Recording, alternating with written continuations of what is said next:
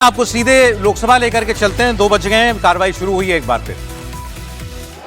Item number 2, माननीय मंत्री श्री अजय टमटा जी। महोदय, आपकी अनुमति से मैं संशोधित कार्यसूची के क्रम संख्या 2 पर मेरे नाम के सामने उल्लेखित पत्रों को सदन के पटल पर रखता हूँ। धन्यवाद। माननीय सदस्यगण प्लीज अपने अपने स्थान पर विराजिए। प्लीज, महत्वपूर्ण विषय आ रहे हैं चर्चा में, प्लीज बैठिए। आइटम नंबर 3, माननीय मंत्री श्री राजभूषण चौधरी जी। Madam, with your kind permission, I rise to lay the paper mentioned against my name in revised today's list of business at serial number 3 on the table of the House. Thank you. Item number 4, माननीय मंत्री श्री मुरलीधर माहौल जी। महोदया, मैं आपकी अनुमति से आज की संशोधित कार्यसूची में क्रम संख्या 4 पर मेरे नाम के सामने उल्लिखित कागजात सदन के पटल पर रखता हूँ।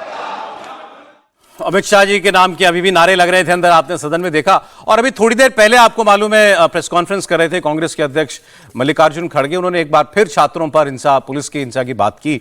फिर एक बार उन्होंने अपनी मांग दोहराई कि हमें गृह मंत्री अमित शाह का उस पर जवाब चाहिए और प्रधानमंत्री की माफी भी। सुने।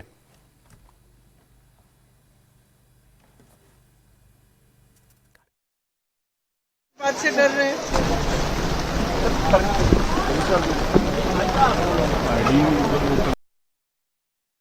कार्यक्रम होना था, पता नहीं किस बात से।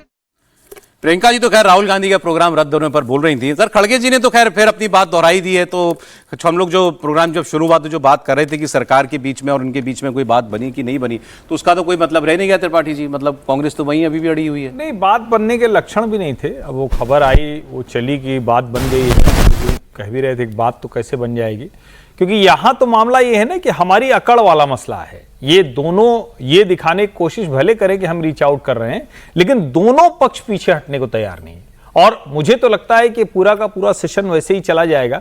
ठीक है, सामान्य स्थिति में कहे तो अमित शाह बयान दे दे तो क्या चला जाएगा, बयान दे दें।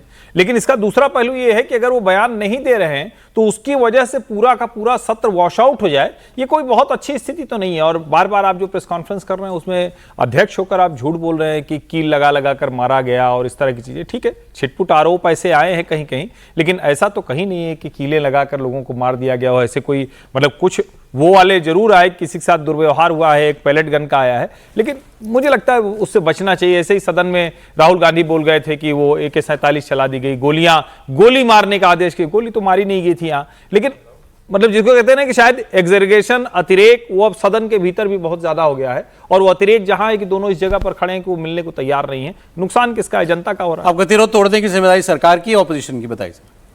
जाहिर तौर पे सरकार की है। और ये बात ठीक है कि दोनों ही रीच आउट के लिए एक एरोगेंस लेवल पर है कि कोई पीछे हटना नहीं चाहता।